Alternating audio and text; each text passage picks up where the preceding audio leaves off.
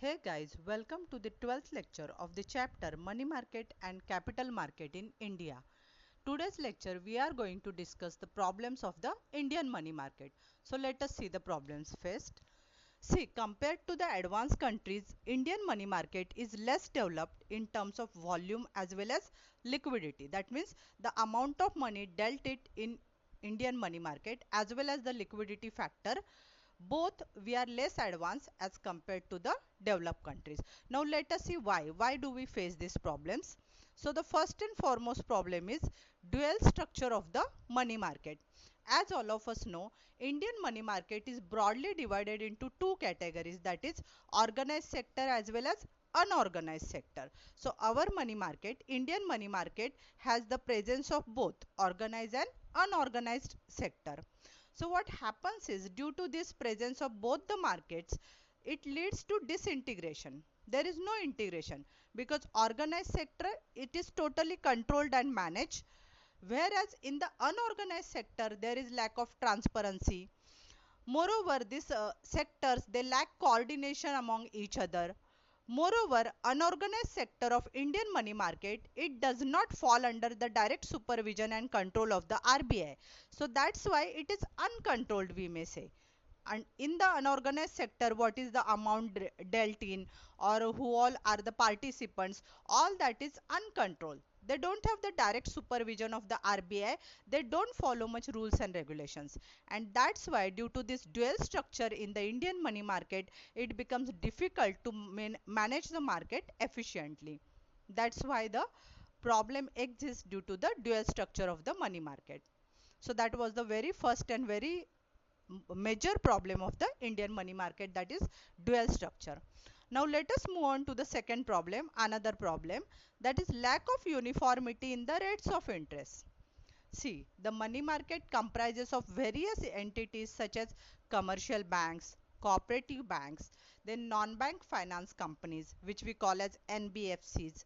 Then we have the development finance institutions, popularly called as DFIs. I have written on the board, development finance institutions, DFIs.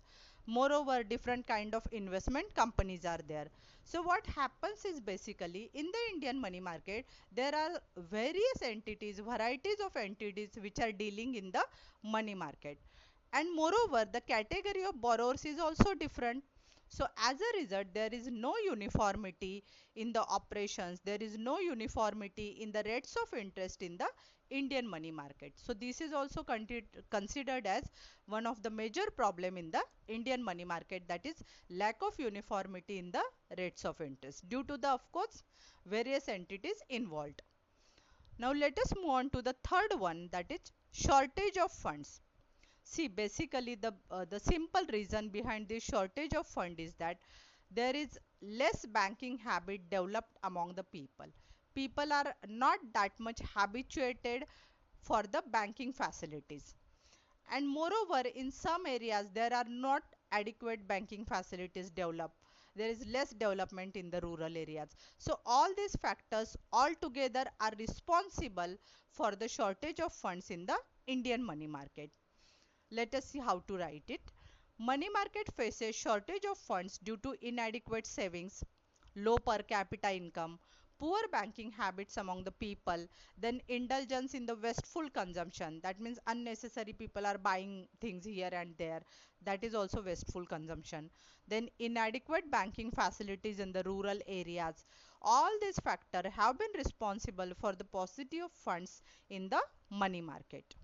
The funds don't reach the money market and they just stop before reaching the money market due to all these factors. So that's why there is shortage of funds in the Indian money market. Let us move on to the next factor, next problem, next major problem of the Indian money market, that is seasonal fluctuations. See, demand for funds varies as per the seasons.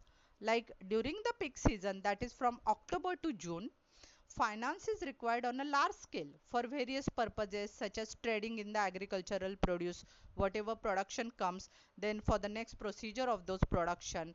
For this trading, large scale funds are required. Moreover, investment in the business activities is done for this business purpose.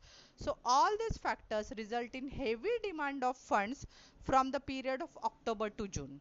So this results in wide fluctuations in the money market, because what happens is money market feels the pressure of demand for funds during the peak season.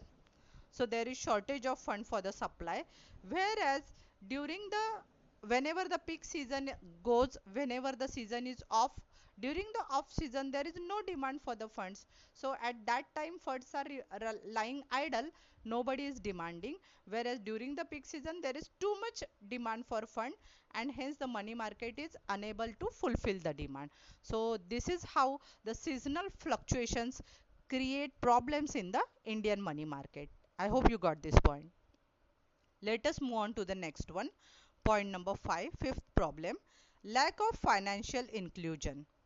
See, banking facilities in the country are still inadequate, as we discussed earlier also just now, and inaccessible to the vulnerable groups such as weaker sections of the society and the low income groups. These people don't reach to the bank. That means banks don't reach in their area basically. So this shows lack of financial inclusion. Each and every section of the society is not included in the banking structure. Banking structure has not reached to the low income groups and vulnerable groups of the society, and that's why there is lack of financial inclusion.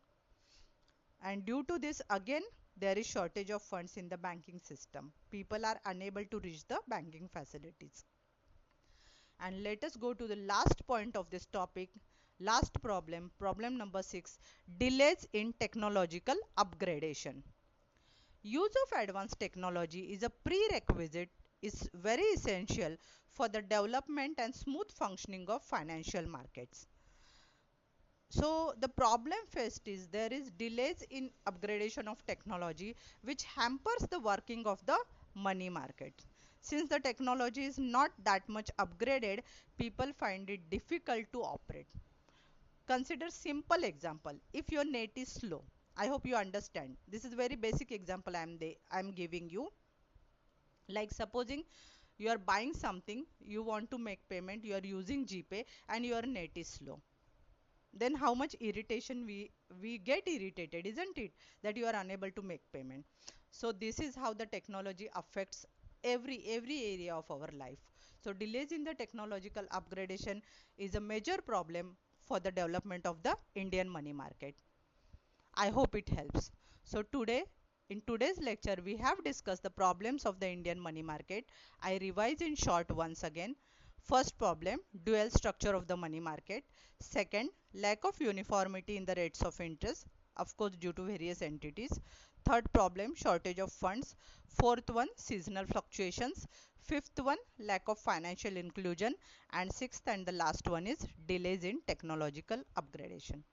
So that's it for today guys. I hope it helps. Do watch the other lectures and playlist uploaded on my channel, and please support me guys. If you find this useful, then make sure to like, share and please subscribe to my channel. Thanks for watching.